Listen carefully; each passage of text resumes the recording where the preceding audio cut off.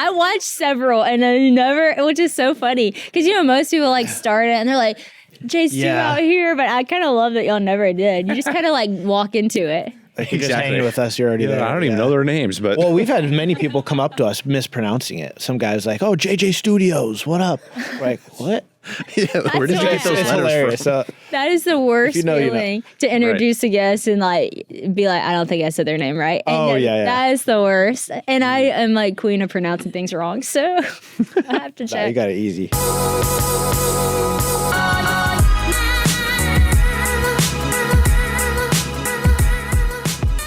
What's up, everybody? Happy Whoa, That's Good Wednesday. I hope you're having a great week, but per usual, it's about to get so good. We have such a fun podcast on tap for today. We actually have two guys in that you might recognize, especially if you are a YouTube fan.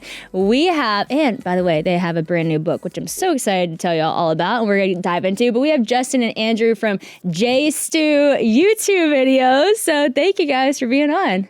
Thanks for having us. This is super exciting. All the way glad from to be here. Colorado. Yeah, Colorado Springs, Colorado. We've been there most of our lives, but it's a little different environment here, being rainy, snowing where we are currently. This is our first time in Louisiana, so it's a new experience. Seriously, which is so fun because I feel like whenever we heard about y'all and we heard about your devotional book, that's kind of how I found out about y'all to be on the podcast. And the same person who books my podcast helped books, the Duck Call Room podcast and the Unashamed podcast for my family. And she was like, these guys, this is just the perfect people to come into town because you're going to love them because of their heart behind all that they do. And then Cy and them are going to love them because they do crazy, wild things. And so we're so thankful that y'all actually made the trip to Louisiana because I don't know what you're going to do in the duck call room. It's probably going to be different than what you're doing here, but I'm here for it. Super grateful you guys came down. So I always ask everybody this question on the Well, That's Good podcast. And if you're not ready for this, it is going to come so out of left field. So just prepare yourself to have to think for a second. But everyone gets asked the same question when we start the podcast, and that is, what is the best piece of advice you've ever been given in your life? Which is such a small question, right? But if you think about it for a second, what's some of the best piece of advice that you've ever gotten? Justin, you want to kick us off? Yeah, there's been a lot, of course. But I think several years back, I heard a sermon, actually. It was titled Incorrigibly Cheerful. And I've listened to that sermon so many times because of the impact it's had on me. And the word incorrigibly, I never heard before. And it just simply means to be like unmoved. Like when you're incorrigible, you can't change. Like it can't be moved in any direction. So when you're incorrigibly cheerful, no matter what your circumstances are, you can find joy. Wow. Whether it's a bad time or a good time. And so years ago when I listened to that, it really impacted me, especially as Christians, right? Yeah. So it's like we have a hope that's greater than what the world has to offer. Yeah. And so just really letting that sink in and how the sermon was presented, I was like, man, this is how I want to live my life. Wow. Incorrigibly cheerful. No matter what I'm going through, I can find joy. That is so good. And that is like so cool because the reason I ask people that podcast is most of the people on our podcast, people might recognize them from one thing or another. Maybe they wrote a book, they have a YouTube channel, they are on a TV show or whatever it is. And it's so cool because when you ask people like, what's the best piece of advice you've been given? You can normally see how that shaped them to do what they're doing. And so much of what you guys do is under that umbrella of like being joyful and being cheerful and bringing joy to other people, which we'll get into in a little bit. But it's like so cool to know that you heard a sermon and it like really changed everything for you. Do you remember who preached that sermon? Yeah, it's Eric Ludy. Okay, because people are probably going to want to go look that up. Yep. Eric Ludy at Ellerslie Church. Just incorrigibly cheerful, yeah. That's awesome. And when I say people are going to want to look that up, I'm talking about myself. I definitely want to look that up and listen to that. So that's awesome. What about you? So, yeah, not necessarily like a specific piece of advice, but I remember as a kid, we went on family vacation to visit my grandma, and we're just hanging out, and my dad, he pulled out the lawnmower and started like mowing the lawn. And I went and asked him, I was like, Dad, what are you doing? Like, we're on vacation, you're mowing the lawn. Like, I don't get it. Like, what are you doing? And he's like, well, your grandma asked me to. And she's like, and he said, well, she's still my mom. I'm going to do what she asked. And like as a kid, that just like blew my mind. I was like, wait a minute. So like as an adult, you can still like respect your parents and you can still like listen to them. And it's like, well, the lesson is like, you're never too old to like serve other people. Yeah. And like as a kid, like that impacted me so much. I can still like remember that like exact moment too. I was like, wow, he like, as an adult, he still had like I'm going to respect my mom. She asked me to mow the lawn. I'm going to do it. Wow. So it's like, wait, that's so cool. I love that so much. And it's like those things that seem so simple, but they like honor your father and mother. That's biblical. That's in the Ten Commandments. And it's like one of those things that you don't think is that big of a deal, but it's a huge deal. And I think about, this is like a small thing, but I remember my great grandpa, he passed away when I was probably like 11, but my great grandma is still living. And they have just taught me so much. The whole heart of this podcast actually came from something my great grandma said to me. And it is simple, but it's like just pivotal for me. And I remember like when I would spend the night with them, my grandpa would always like go sleep on the couch to let me sleep with my grandma. And like he was so old, you know, and like he's my great grandpa and he would sleep on the couch. And I remember like thinking I want to marry someone who has like those characteristics, you know, and it's like those small things where it's like, it doesn't have to be necessarily like the best piece of advice. Someone dropped this like profound statement. It's like, no, like who did you see that you said like, I want to live like that? Like that's like an influential person to me, not just because of they say things great, but the way that they live, the way that they act. And like, that is so cool. You can take advice from like the simplest life moments and it can make you become who you are. So you guys are like crushing it. No small thing to have 8 million YouTube subscribers. I've been doing YouTube for a long time and I don't do fun videos like you guys do. You know, mine are like long form podcasts, but like I think I have like 600,000 followers in like 10 years, which is still great. And I'm so thankful for that. Phenomenal. But like 8 million, that is amazing and so cool. And I know that doesn't just like happen overnight. So tell us how you guys got started on this YouTube adventure. I mean, Andrew and I grew up as next door neighbors. So we've been friends for, I've lost track. 20 plus years. Yeah, it seems like a really long time. And even before YouTube, being young little kids, we were making our own home movies together.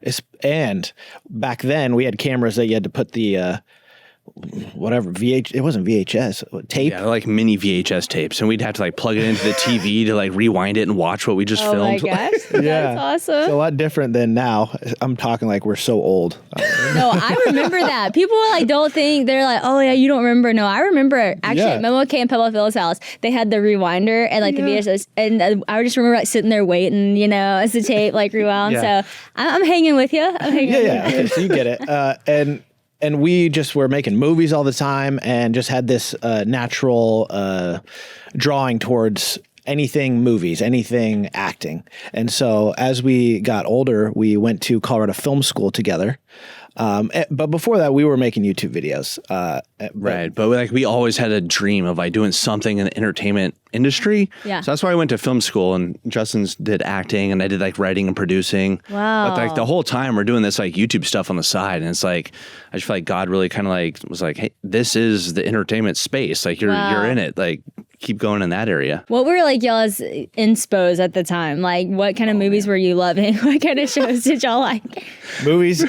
Wow, we have a very goofy sense of humor. So I probably, back then, me and him probably watched Good Burger like at least 50 times. So I knew whatever you were going to say to the answer was going to be good. Yeah, you seen Good Burger? I have seen Good Burger, and that made me laugh. I had to ask because like y'all do have such a goofy sense of humor. So I'm like, what was y'all's inspo creatively on that? That is so funny. Yeah, that like Nacho Libre, Napoleon Dynamite, like just those like goofy. The slapstick. Yeah. Dumb and Dumber. And when we were like first starting YouTube, like me and Andrew both had separate channels, and we were just we created a channel with no way. We didn't want to create a business. We weren't even thinking about that. We were just like, we can upload to YouTube to share to our friends and family. And so from the very beginning, it's interesting, you know, seeing God's hand on it when we're not even thinking about it. Like that he placed us here, his sovereignty, like he had a plan, even when we didn't have a plan. And like, so we're just uploading just for fun from the very beginning. And that's how it kind of like slowly progressed, is like, oh, this is fun. Oh, we're starting to get viewers, but we were never doing it for the viewers from the beginning. Yeah. And we started with like public prank videos. That was what we started with, like just falling down in front of people on purpose just to see what their reaction. That's just one of the many absurd, cringy things we did. We don't do it anymore, but okay, I think too many people are afraid of being cringy, and that's what's holding them back, because I think everybody starts cringy. If you go back to my original YouTube video, my first one ever, it is very similar to what I'm doing now. It's just a cringier version of it, because everyone has to start somewhere and then you grow as you go. And what wasn't cringy at the time is cringy now. So it wasn't necessarily like people probably thought this was really funny when y'all were doing it, or maybe not. Well, we were definitely cringy, like on purpose. Like some of our videos are just so awkward. I'm like, we were just watching some old ones like the other day. I was like, how? Like it was like hurting my mind just watching. I was like, oh, why did we do I'm like, I need to look away. But we went through the time to be like, this is a good idea. Let's go in the store. Let's edit this and let's upload it. And we're like, this is great. Edit, looking upload. back, I'm like, why? Well, friends, it's almost 2025, and that seems so crazy, but a new year is the perfect chance to set and pursue new goals and dreams. Maybe you've been thinking about a new career, learning a new skill, or just making a big change. If that's the case, then you got to check out Liberty University. Liberty is a world-class Christian university who's made training champions for Christ their mission for over 50 years. They have over 700 residential and online degrees to choose from, so you'll definitely find the right fit to put your dreams into motion. Plus, Liberty offers tons of scholarships and discounts to help you achieve your goals without breaking the bank. I personally love taking my online classes from Liberty, and I know you will too. I only did one semester. It was during 2020. I was like, I'm going to try something new, and honestly, I learned so much, and a lot of what I learned, I even put into a couple of sermons because so many of their classes are so Bible-based, and I learned so much about the Bible, which is really cool. Online classes were perfect for me, but if you're looking for an in-person experience, you got to go check out Liberty with your family for college for a weekend this spring. If you're in grades 10 through 12 or a transfer student, then this event will be perfect for you. You get to actually spend 3 days checking out all Liberty has to offer, like attending classes, exploring the campus, trying out the incredible dining hall, which actually is so legit, and connecting with other students. Visit liberty.edu/Sadie to learn more about these great options today. And because you're a Well That's Good podcast listener, you'll actually get your application fee waived. So friend, don't wait. Go to liberty.edu/Sadie now and get started on your future goals today. Did y'all ever fear what other people thought of you? Because that, I watched some of your beginning videos. I don't know if you have like the actual OGs as the still the ones that are up, but I went down to the very bottom. It was so funny. But like the people's reaction, they would be like so confused, like, what is this person doing? And then like later you'd be like, oh, we're filming a video. And like then it wasn't as awkward because they knew. But like to live in that awkward tension that they don't know you're filming a video and you're doing what you're doing is hilarious. But did y'all, like, have you ever cared what people thought of you, or have you always just been like, it is what it is?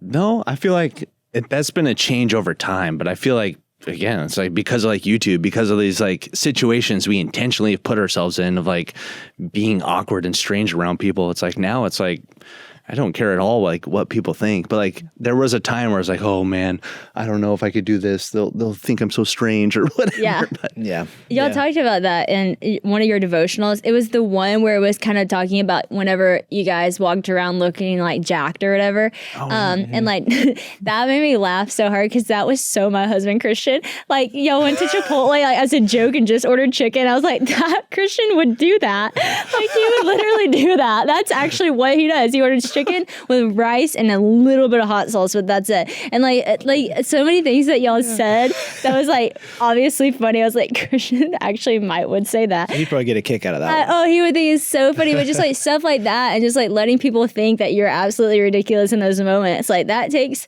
not taking yourself too seriously. And so I feel like that is a good lesson for people to like not take themselves too seriously and to go for it. And you guys' page is like so for that. But I think everyone has a fear of like what other people think in some sense and getting over that. But I do think, maybe you can speak to this. Do you think y'all's friendship helped you become more confident to do those things? Probably. Oh, I was going to say one note there too. Is like, I feel like the big difference is like, we're not trying to like make fun of other people. Right. So it's like the attention's all on us. It's like, we're the ones like being awkward. So it's like, I don't know, it's a lot easier to like handle that way versus like if you're going out into the world and making fun of like other people, it's like that's just But when you're taking like the self-deprecation humor or whatever, it's like you can handle that. Yeah, but I mean, if we were to do any of the videos we did by ourselves, it definitely would have been a different story. But being able to like work together, like I have somebody to bounce off of. Like we get each other's humor. So at the end of the day, if we upload the video and people don't like it, at least we made each other laugh, and at least we had a good time. Well, that was like really the whole goal from the start. Was like we're filming videos together. It's like the eating loudly in the library. We'll be sitting there behind camera. And the whole point is you're trying to get like the camera guy to laugh, basically. So it's like if I'm doing something and if Justin starts laughing, it's like the whole gig's over. There's been many times where I'm filming Andrew in the library, specifically since we're talking about that, and I'm like crying laughing because it is so like eating food in the library is so loud. On camera it's loud, but it is very loud. And Andrew can hear me laugh in multiple scenes because I'm just like I can't hold it back. You can see that the camera like starts to shake, and then it makes him laugh, which makes it even funnier on camera because he's eating, and then he just starts laughing, and the person in front of him's like, "What?" Just confused. This guy's eating food and laughing. That is so good. It's funny because like my best friend and I, we started an account called It's Sadie and Lady. That was back whenever like we lived together, and we just did like the dumbest things. Like it was just so funny, and it got like a pretty good following pretty fast. People thought it was so funny. Like to this day, people ask me to bring it back, but like we don't live in the same place anymore. We both have kids. Like it's just it was different when we like were actually living in the same house, but like. I look back at the things we did and I'm like, I can't believe I did that. Like, I can't see myself doing that right now. But with your best friend, something in you just does it, you know? Like we would follow like closely behind people, you know, and like do like weird dancing and like see, and then we'd video the other person and we would be like cracking up. And I'm like, I just would not, I can't see myself doing that right now. And then I'm like, well, I would under the right, you know, scenario. Like if Christian was like, I dare you, I'd be like, done, you know? But like it takes another person there, like making it fun. And it was so funny because we called ourselves cousins, even though we weren't cousins. But every time we hit like another 1,000, like the K, we'd be like, "Oh, welcome, cousins! Like we're so glad you're here." And so the K became our cousin followers, and people were just being a part of something that was like so goofy, so funny, kind of brought everybody back to childhood. Was just like so refreshing, and I think that like people see me on my page and I'm fully am who I am. I mean, we laugh at our goofy and stuff, but like also I have like serious messages and this and that. But then to see me in this other context and be like, you are literally just like everyone else, except for maybe even weirder and all that. Like it just takes that mask off. You know what I mean? It just like makes everyone feel the freedom to be themselves. And like y'all do such a good job at that. When was it that you guys knew like this is actually going to be our job? Like you guys were on the path to maybe going into different TV stuff, and like, was there a certain video that made it that you're like, oh man, we could actually do something with this? Or what was it that established it? We weren't really making much money for the longest time. And I even remember before getting married to my wife, her dad was like, how are you going to provide for my daughter? It's like literally my in-laws asked the same question. They're like, so you want to do YouTube? They're like, yeah, but how are you going to make money? Yeah. You're like, shoot. I got a plan.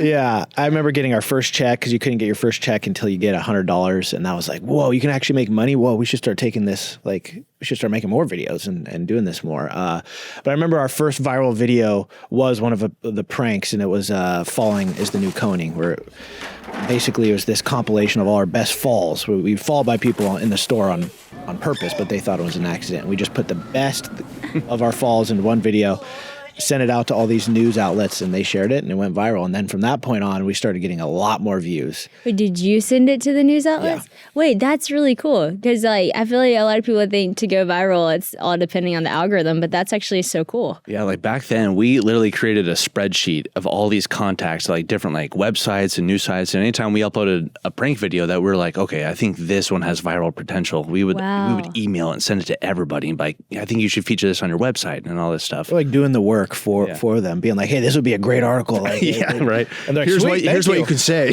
Wow. I love that. It's actually true. Like when people say like send podcast ideas like y'all's podcast, we're like, great, we would love that because we want a new podcast. And then it helps. So like, I think people don't realize that you can work towards those things. I think people think like social media is all depending on just people out there finding your page and following you in the algorithm. And some of it is, but a lot of it is putting yourself out there and thinking strategically and creatively. So that's so cool. Okay. So the fallen video goes viral. Yeah, and it just starts pouring in views to all the other videos we start doing. And from that point on, obviously, the more views you get, the more money you start earning. And we were a part of the YouTube partner program back then. And so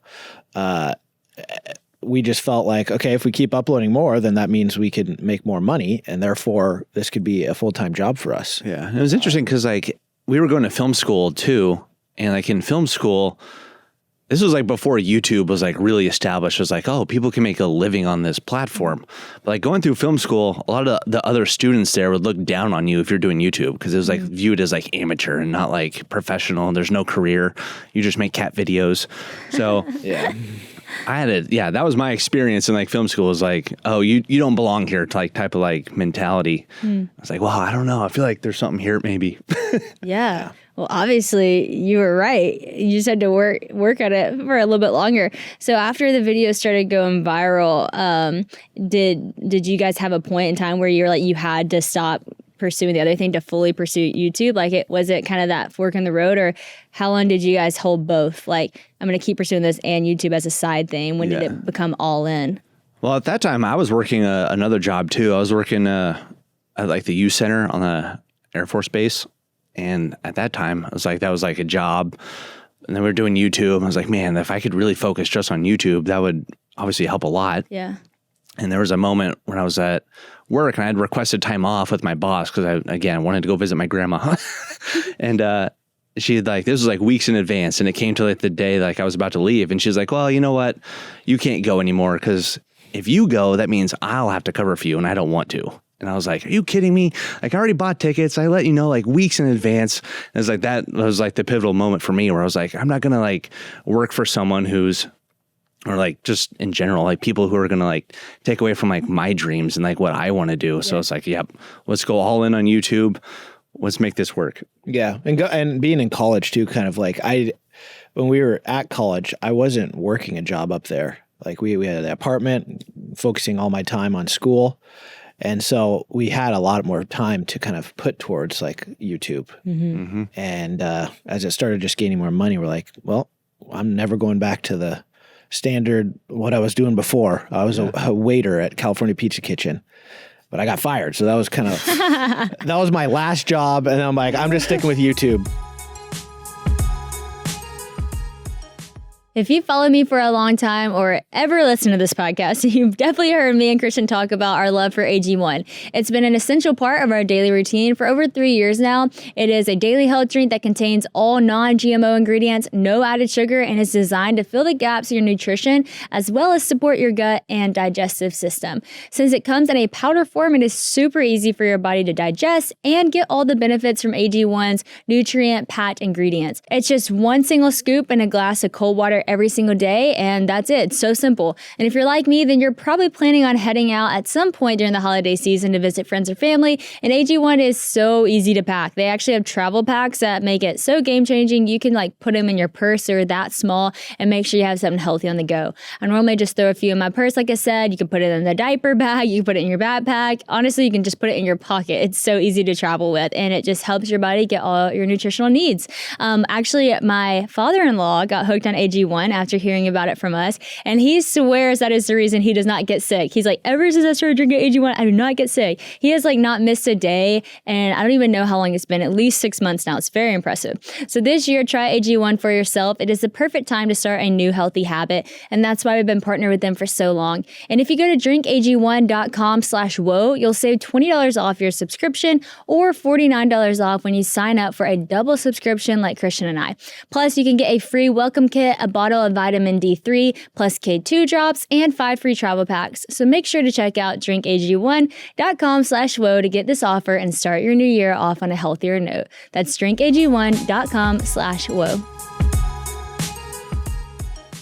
It's so inspiring though, because so many people who listen to this podcast are in their 20s and I feel like have these big dreams to do different things. And right now they're working at, California Pizza Kitchen being like, oh, this is not what I want to do. Or like, what is my next step? And they're kind of like waiting on something like, I don't know, miraculous to happen. And it's like really inspiring to be like, no, like you can go and work towards making it happen. And obviously, like you mentioned, this is God's plan for your life. And like, God has to be in it I feel like for it to succeed in all of those things. But like you do have a lot of work in your own hands that you can actually do to make these things happen. And I think when it comes to like YouTube, especially, that is so much hard work because you're filming the content, you're uploading the content, editing the content, coming up with creative ideas. So that's why I was like, I know there had to be a point where you had to go all in because that is a all in kind of job.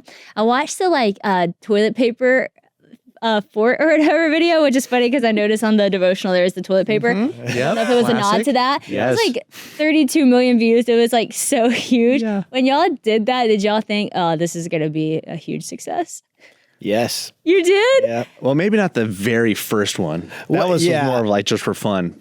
Yeah, because before we uploaded like that mega viral one, we were doing toilet paper forts where we just go into Walmart and go in the toilet paper section and build like a little shelter in the shelf. And then those were really popular with our fan base. And we kept teasing like, hey, maybe we'll stay overnight here. Well, you guys want to see that? And so eventually we got to the point of like, these are doing so successful, and we've talked about doing an overnight in the toilet paper section at Walmart for so long that we upload it. Yeah, like Andrew's saying, I didn't think it would ever get 30 million views. That's for sure. But we knew it'd be like a big video. Yeah. But it's kind of a weird thing too. Like before you even start the project, knowing that like this is going to be big, like that's like a weird feeling. Yeah.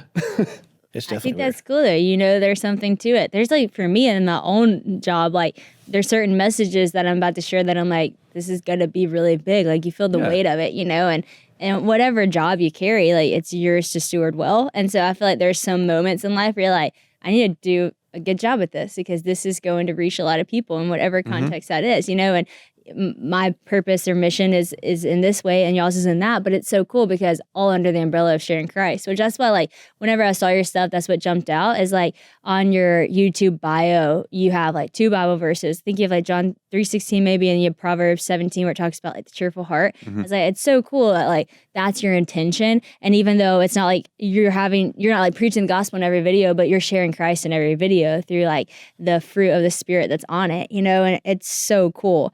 You know, this is called the Survival Guide. And so you'll obviously get into all of the different survival videos that you guys make. When did you all start doing the more risky things that y'all got into? Feels like our dangerous hotel was like the step into like Yeah. I can't remember because we did that overnight on the side of the cliff. Was that before or after that?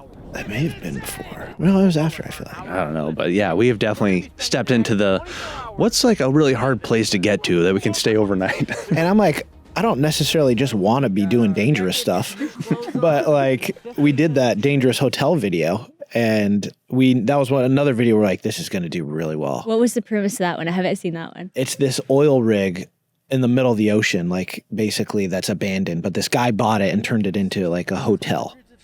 And so to get there, you have to take a helicopter, and it's like rusty. He's the only one who owns it, so he's in charge of like fixing it, and so it's like rusting over and everything. And he's like repairing the beams because they're all rusted and falling apart. And he's like, "Oh, I just put a new one over there, so you can walk over there now." We're like, "Huh?" Yeah. How did y'all even find out about that?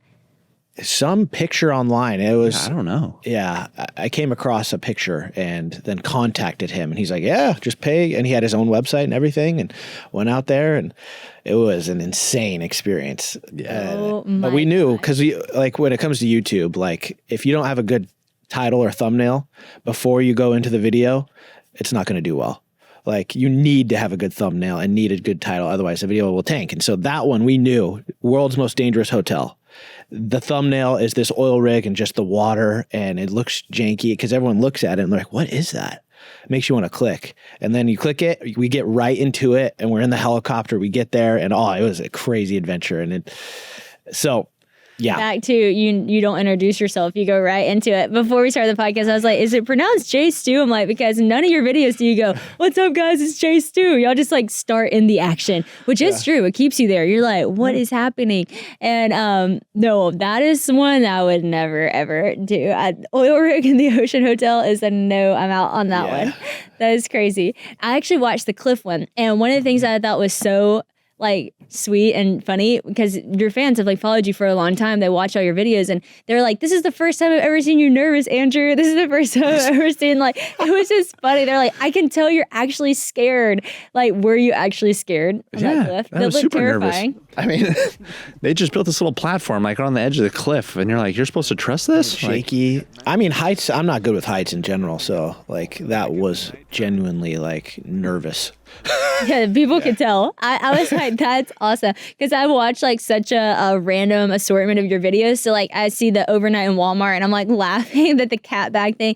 And then I see like this cliff thing. I'm like, yeah, that was an escalation. It did get crazy. That's true. And then the submarine, like you guys have done some crazy stuff. How did getting married change what y'all are doing? Did it change what you were doing? Like how did you continue up the pace and were your wives cool with the survival guide stuff? Like how did that change the dynamic? Yeah, I mean, I've been with my wife for 10 years. And so even before YouTube as well, is like she's been a part of it since the beginning, high school sweethearts. Like, and so, but as we've gotten older and matured in different ways and had children, that has obviously changed the outlook on how we do it. Mm-hmm. And has just influenced like, okay, I need to be a provider, but I need to be smart. And so that's, over the years, I feel like being married and being influenced in that way has helped kind of mature us and take things more seriously, even though we're having fun all the time. Yeah. I love that. And especially like the balance too. It's like,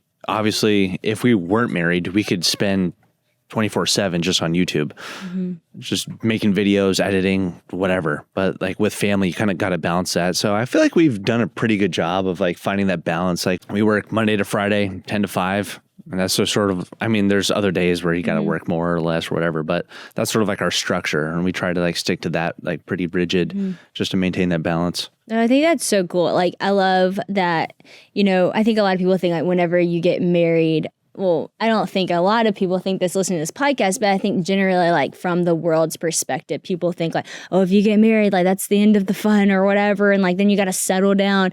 And I think like, it's so beautiful. I don't think that is not the picture, it's like two people becoming one, and then like your dreams form together into one, and like you serve that vision in different ways for your family, and it's just it's so beautiful. It doesn't have to like take away. It actually adds so much too. You're adding another person in the picture, especially if you marry the right person. They're a champion of what you're doing. You're a champion of what they're doing. You have the same goals in mind, and then you bring your kids into the picture, and it matures you. I think it gives you more purpose in what you're doing. You're more intentional with what you're doing, but it doesn't take away. It adds to. And I think about just the things that I'm doing, the travel I do, the speaking I do. And, before I had kids, I thought, man, that might slow it all down. But it made me more balanced, and it made me more intentional with my time, like what I say yes to, and then more intentional with what I'm saying. Because I'm like, I really think this is impacting the world, and I really think it's starting to pave a path that my girls will be able to walk in. And even like passion that I have for college campuses, it's like, maybe we're going to continue to see revival on college campus. By the time my girls go to college, it's not like, oh, these are the wild years. It's like, no, these are the years like revival happens. You know what I mean? And so like you get so much more passion, so much more purpose, more intentional, more balance. And I think that like that narrative that culture tries to throw out, it's so important to speak against it when you've experienced God's vision and purpose for marriage. And like it's really cool to see you guys have like youthful fun, but doing it with such intentionality and so much purpose. Obviously, like you guys just wrote this devotional book I talked about, and it's so cool how you guys have like kept God at the center. How did y'all both like start a relationship with the Lord in the first place? And has it always been such an important part into y'all's YouTube journey and what y'all do for a living? All the credit goes to the Lord because, being dead in sin, like I had no ability in myself, in my sin, lost to choose him, but he came and changed my heart. And so like being raised in a Christian household for most of my life, I've been around, the Bible and God and called myself a Christian. But it was in that, I don't have like a moment where I was like the light bulb went off, but it was like over time, it's like God has always been changing me and gets the credit for it. And so I can only point to him, nothing that I have done to deserve or earn it. So his grace has been just the most impactful thing for me. About you, Andrew? Yeah, I mean, I'd say pretty similar. Like my parents are Christian, grew up sort of like around the faith and stuff, but it wasn't until like college when it was like really kind of like, I feel like hit me like personally, where it's like, man, I'm trying to pursue this like degree, and I'm trying to do this YouTube and have this job, and it's all too stressful. And because I can remember a very specific moment, like laying in my bed being like, Lord, like I can't do this on my own. Like that's where it's like, I'm giving my life to you, because this burden, me trying to do all this, not going to work. Yeah. No, it's so real. I feel like everyone comes to that point.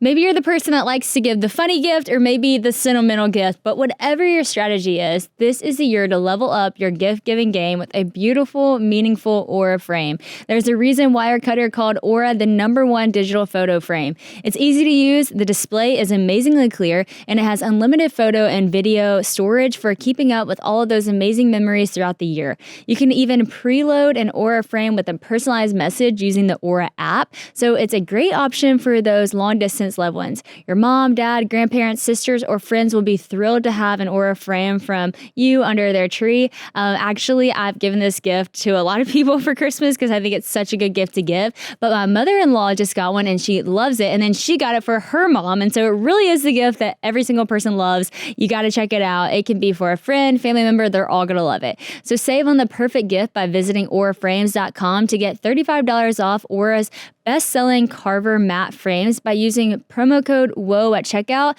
That's Aura, AURA, frames.com with the promo code WOA, WHOA. This deal is exclusive to our listeners, so get yours now in time for the holidays. Terms and conditions apply. I heard this sermon recently, and it was talking about how, like, you're dead to sin. It's like, you're dead. It's not just like you're lost, like you're dead. And so I love that. It's like, it really is like, I can't do it alone. Like I'm incapable. A dead person can't help themselves is what Louis Giglio says in his sermon. Like if you're dead, you can't help yourself. Like you're totally dependent, you know? And so to become fully alive in Christ, it's like, I can't even talk about it without him. Like you can't even like talk about your success without him. You can't even talk about your journey without him because it's just like you owe everything. And I totally relate to that. It's really cool too that y'all write this like, I think it was like ages 10 and up was like the recommended age or something, but like it's for kids too. And I think that's so important that kids at a young age see people like yourselves, like two men who are like so successful in the world's eyes, but like truly giving all the glory and the credit to God and like taking these fun stories, but like rooting it in truth. And I think that that's the like super cool thing about how Jesus meets us. He like meets all of us where we're at. And my husband always says this because him and my dad were talking one day and my dad was like talking about evangelism and what ministry would look like for my husband because mine is like looks one way and everyone's looks a little bit different, but ministry is just how you live your life for Christ, right? And he was telling my husband, he's like, you know how like whenever Jesus met Peter and Peter was fishing, and then he says to Peter, like, come with me and I'll make you a fisher of man. And he's like, he relates to Peter and what he loves to do. And it's like, I'm going to show you how to do that on mission for Christ, for me. So I'm going to make you a fisher of men. So I know what you love. I know what you're passionate about. Now let's do that for Christ. And so he's talking to Christian about like, Christian, you love working out. So like, how can you do that and inspire people to do that with the Lord? And so Christian, you know, now does these 4-8 Men PDFs where he writes like Bible studies rooted in like Jesus and the word, but around working out. And that's like his ministry path. And then I look at you guys and it's like, all these different adventures that you guys have done, which are like so crazy, so wild, so fun, but all have like biblical truth to them, which is like amazing. What was the writing process like for you guys as far as taking these fun experiences that you had and putting a message behind it? I feel like you nailed it though. It's like all these like adventures and stuff, like going back and writing about it. It's like being able to see like, oh, what was God teaching us for this video or whatever. So being able to write that and be like, whoa, there was like a really cool lesson there. If we didn't write the book, I probably would have missed it. Yeah, no, it's so true. That's what I was thinking. I was like, I wonder if this challenged y'all to even discover the message that you maybe didn't see at first. Yeah. Yeah, it definitely challenged me. And I had a season years ago where I felt like I was in maybe a legalistic way of thinking where I almost wanted to give up doing YouTube because I felt like I wasn't doing enough. Like I'm just being this goofy guy on YouTube, not talking about the Lord, like that's not enough. And, looking back on it now, God has obviously been involved in it in that moment and worked through me through that situation. But realizing that like all of life as believers, everything we do is worship. If we look at it, like we are saved. And so my actions on our YouTube channel can be worship. Like no matter what you do it all for the glory of God. And whether we eat, drink, making goofy adventures, like we can do it and glorify God. And so having that realization kind of like shifts my perspective. So good. And it's not just like at church, but also in everything. And so looking back has just like opened up my eyes and being like, wow, like he's saying like, when you look at this idea, it doesn't look like anything could come from it, right? Sleeping on the side of a cliff. But then if you really look back, you can find God in everything. Yeah. Oh, it's so good. Yeah. It's so true. My grandma, she is like queen of seeing God in everything. You know, some people, they just see it. Like it's so natural to them. They can take a moment and turn it into, an analogy or a message very quickly. And my grandma was like that. And so she would always be like, we'd go see a movie. She'd be like, how'd you see God in that movie? And just challenging you to think about it. And I'm so grateful for that because people ask me a lot of times, like, how do you come up with these analogies? And it's not like, I'm thinking like, oh, how can I form this into it? Just like I naturally see God in it because I had a grandma who was constantly challenging me to see God in it, and once you can't miss it. Like he's so obvious. He's in all things, and I mean, he is the creator of the universe. So he is in all of his creation. And so it preaches to you, it speaks to you, it declares his glory. Even movies, like people who wrote the movie are created by God. So even unintentionally write storylines that represent the heart of the Father, and it's so cool. And so, yeah, it's amazing whenever you have the eyes to see it and you look back at it. But you guys have been in so many scenarios where like you are in God's creation, and sometimes like God's creation is crazy. Like when y'all are in the submarine and the waves are insane, and I would have been literally terrified. Have y'all ever had a moment in one of your survival moments that you truly were like, okay, God, like we need you? Yeah, and I wrote about it in the devotional. Actually, it was we had our build team build this makeshift volcano. So it's pretty tall, and we rented a crane, and they also built this like metal cage because we've done this series where we do like unbreakable boxes. So you have to break either into a box or break out of a box using tools. So super fun. And so we attached the metal box to the crane and lifted it over the volcano, and slowly we're lowering it into the volcano for just a fun type of concept. And I was in the box. And so at the bottom of the volcano, though, they put a ton of dry ice because we had water in there because we wanted it to like look like it was a volcano. And the lower I got, didn't realize that like the dry ice was producing carbon dioxide? Yeah, there was no airflow. Yeah, no airflow. What? So the lower I got in, the more carbon dioxide I was exposed to. So like I was just getting lower in there, and my heart at one point just started racing, and I started like getting a ton of anxiety because I was like, this is not good, clearly. No. And so then thankfully they pulled me out pretty quickly and pulled me up, and I'm like, I do not want to do this again. But that story, looking back on it, was just reminding me of like the gospel being like, we're in a cage. We can't save ourselves. We need God to pull us out. That's good. And he does. That's so good. And so that was a moment for me that I was like, oh my gosh. Yeah, that is stressful. That's so cool though. Like, again, looking back at those moments. And I think that's a true testament to just life in general. It's like those hard moments that you're like, I'm not getting anything out of this. Why am I here? Why is this happening to me? And then you look back and like, those are normally some of the most pivotal, moments that you learn the most from, and it shapes you into who you are. Actually, we were joking about Sai being on this podcast yesterday and him being so crazy and saying crazy things. But at one point he was just like, he asked my dad and Alan, who were on the podcast, he was like, what made you the man that you are? And they were like, and he was like, no, seriously, what made you the man that you are? And they were like, you could tell there was an answer he wanted them to say. And Dad was like, why don't you just tell me what the answer is?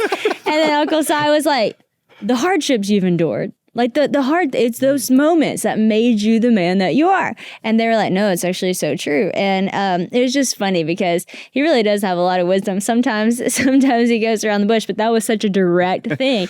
And it's like, yeah, you think about those moments, and that was probably just a brief second in time where you're like, your heart's racing, you can't breathe, all that stuff. But then it takes you to those bigger moments in life where you're like, man, that was really hard. But yet the Lord saved me. And it's so cool to see how those moments really shape you into who you're coming. So you guys have done like so many different kinds of videos, so many different fun things. What's some things that y'all are looking forward to, if you can share? Do y'all have any ideas and tricks up your sleeve for what y'all are stepping into? Well, are you going to say the warehouse? Yeah. Oh, yeah. We're building a new warehouse, which is fun for us. We, I don't know, like we started making YouTube videos. Obviously, like everyone starts kind of in their room or in their basement or whatever. So we've kind of evolved from like just our house to like renting an office. Then we bought a place and we built like a little studio. So this is kind of like the final evolution of everything we've learned and putting it all into one giant building of exactly how we want it laid out and stuff. And it's really exciting for us. That's so cool. That's huge. That is no small thing. Y'all are sitting here talking about this studio and y'all are building a whole warehouse. That's awesome. We're looking around. It's like, oh, we can like take some of these concepts to our warehouse. That's so cool. Yeah, I mean, we upload 2 times a week at least on our channels because we have multiple, and like we're always trying to think of like the next idea to get more views and everything. And so we got the warehouse. I think for me, I'm really excited because I just love creating whatever it may be. And so that's why this book has been so exciting, because it's like a little different. Like we're creating videos every week. Book is super new. We in the past have launched a coffee company. It didn't do as well, but we got to do it. And so for me, I'm really excited about this graphic novel series that I'm working on because it's like a little different than YouTube videos, and it's kind of a fun way to tell stories in a different way. That's cool. So that's what I'm looking forward to, aside from the obvious making YouTube videos. And then also we just launched like basically our first feature film this year. Oh my gosh. And part of this warehouse, reason why we're building it, like, is so we can maybe produce more independent films. It'd be really fun. So you guys have all the skills to do it. I mean, you went to school for it, and y'all have street cred for sure. So there's like, there's details that we're still trying to figure out how can we make this work long term, like making movies and stuff. But like we're already writing another script.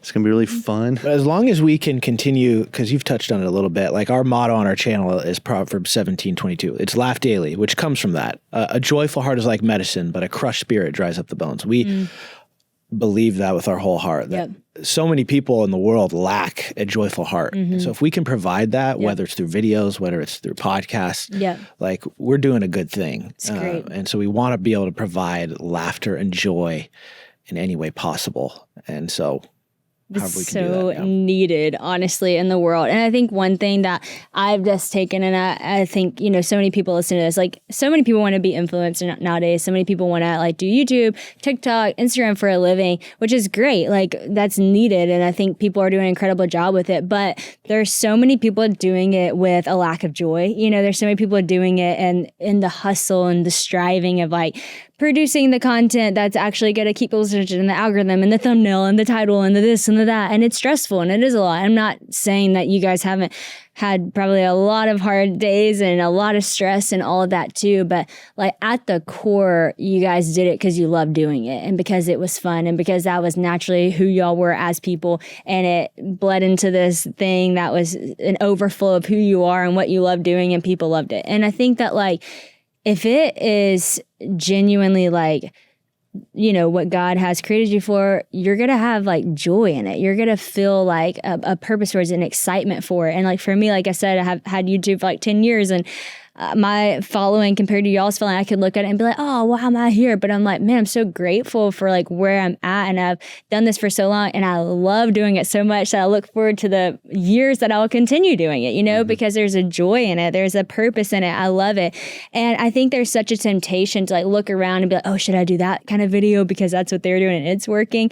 And I've even done that, I've been like, oh, let's try this. And it doesn't work because it's not true to who I am, That was actually kind of the heart of y'all's Devo. That was was reading about the macho man person, it's like, don't try to be someone you're not, just like stay in your lane, do what, is on your heart to do, and just let that be like the overflow of how you live your life. And I feel like God blesses that. And the integrity of it is so cool because you look back at your videos 10 years ago, 8 years ago, and even though it's a little different, it's the same. Like the thread is the same, the heart is the same, the tone, the laughter.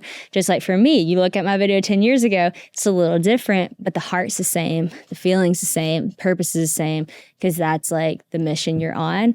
Yeah. And so speak into that a little bit.